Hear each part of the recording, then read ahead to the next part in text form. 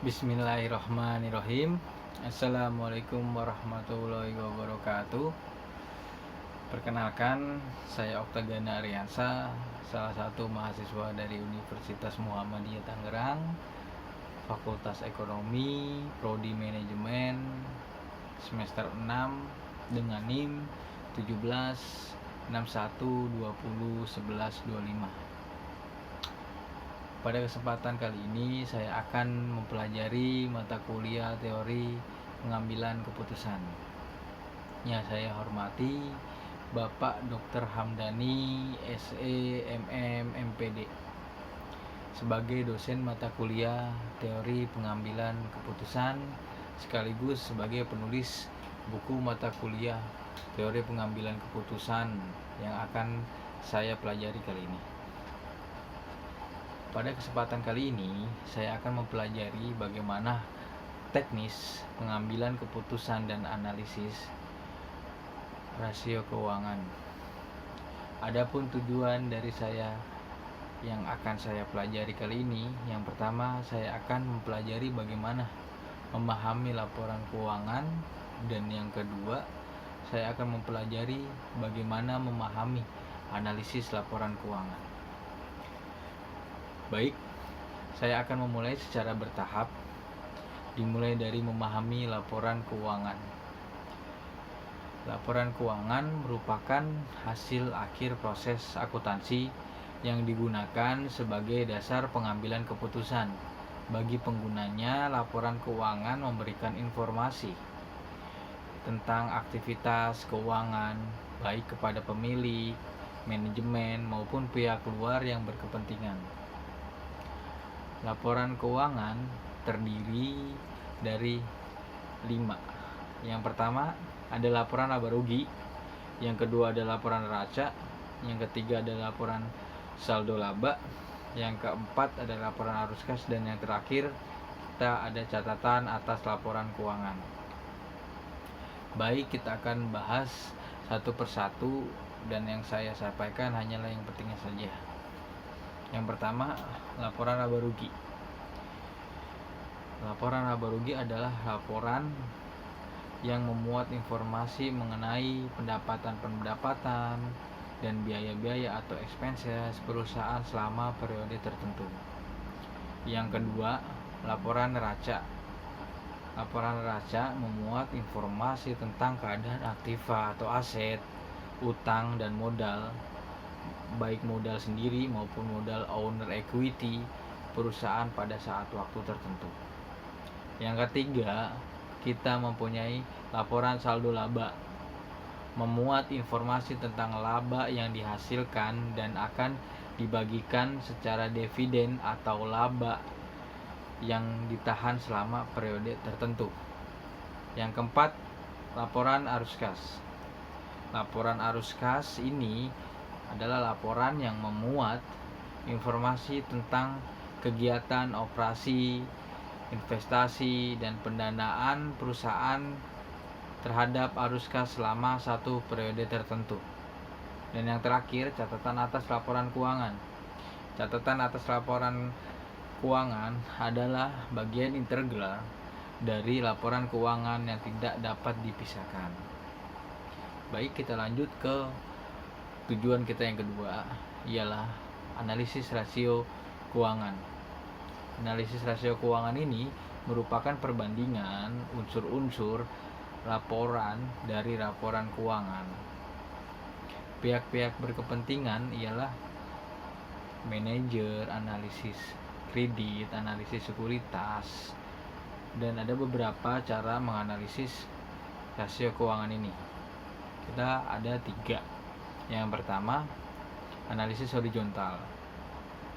Analisis horizontal ini atau disebut trend analisis, yaitu membandingkan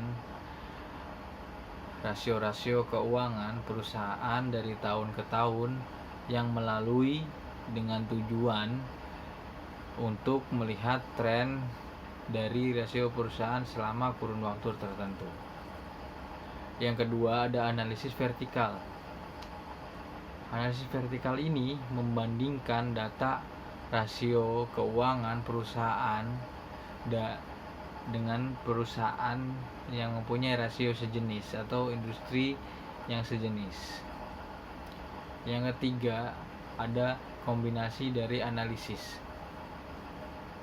Kombinasi ini yang mengkombinasikan ialah kombinasi dari analisis horizontal dan vertikal dengan menggabungkan atau mengkombinasikan kedua analisis tersebut.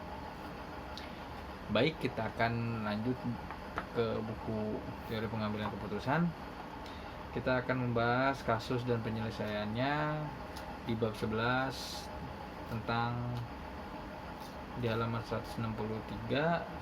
Kita akan mempelajari contoh kasus dan penyelesaiannya, laporan posisi keuangan dan laporan laba rugi perbandingan PT Rizky Akbar selama tahun 2014, 2015, dan 2016. Kita diminta untuk mendapatkan 4 rasio. Yang pertama, rasio likuiditas, rasio solvabilitas, yang ketiga rasio aktivitas, dan terakhir rasio profitabilitas. Untuk mendapatkan rasio likuiditas, kita mempunyai rasio-rasionya tersendiri. Current rasio yang pertama. Untuk mendapatkan current rasio, kita mempunyai formulasinya, yaitu aktiva lancar dibagi utang lancar. Rasio yang selanjutnya ialah quick ratio. Untuk mendapatkannya, kita menggunakan formula current asset inventory dibagi current liability, atau kas ditambah bank ditambah efek ditambah piutang dibagi current liability. Rasio selanjutnya ialah inventory to net working capital. Untuk mendapatkannya, kita menggunakan formula inventory dibagi current asset dikurang current liability. Rasio selanjutnya ialah cash ratio. Untuk mendapatkan cash ratio, kita menggunakan formula cash or cash equivalent dibagi current liability. Lanjut ke rasio solvabilitas. Rasio-rasio yang termasuk dalam rasio solvabilitas adalah yang pertama, kita punya debt to asset ratio. Untuk mendapatkannya, kita menggunakan formula total debit dibagi total aset. Rasio selanjutnya debt to equity ratio. Untuk mendapatkannya, kita menggunakan formula total utang dibagi equity. Rasio selanjutnya long term debt to equity ratio. Untuk mendapatkannya, kita menggunakan formula long term debit dibagi equity. Rasio selanjutnya current liability to net worth. Untuk mendapatkannya, kita menggunakan formula current liability dibagi equity. Lanjut ke rasio aktivitas. Rasio aktivitas ialah salah satu rasio perputaran piutang. Cara untuk mendapatkan rasio perputaran piutang ialah penjualan kredit dibagi rata-rata piutang. Yang rasio selanjutnya perputaran persediaan. Untuk mendapatkannya, kita harus menggunakan formula harga pokok penjualan dibagi rata-rata persediaan. Rasio selanjutnya working capital turnover dengan formula net sales dibagi working capital. Rasio selanjutnya fixed assets turnover. Untuk mendapatkannya, kita menggunakan formula sales dibagi total fixed assets. Rasio selanjutnya aset turnover. Untuk mendapatkannya, kita menggunakan formula sales dibagi total aset. Rasio yang terakhir ialah lanjut rasio profitabilitas. Rasio-rasio ini terdiri dari yang pertama, net profit margin. Untuk mendapatkannya, kita menggunakan net profit after tax dibagi net sales. Rasio yang kedua, return of investment. Untuk mendapatkannya, kita menggunakan formula net profit after tax dibagi total aset. Rasio yang ketiga, return on equity. Cara untuk mendapatkannya, kita menggunakan formula net profit after tax.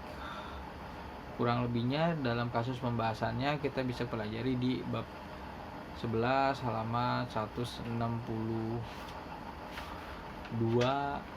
dan ada kasus dan contoh penyelesaiannya di sini. Baik, kita akan tutup dengan sedikit kesimpulan yang saya dapat,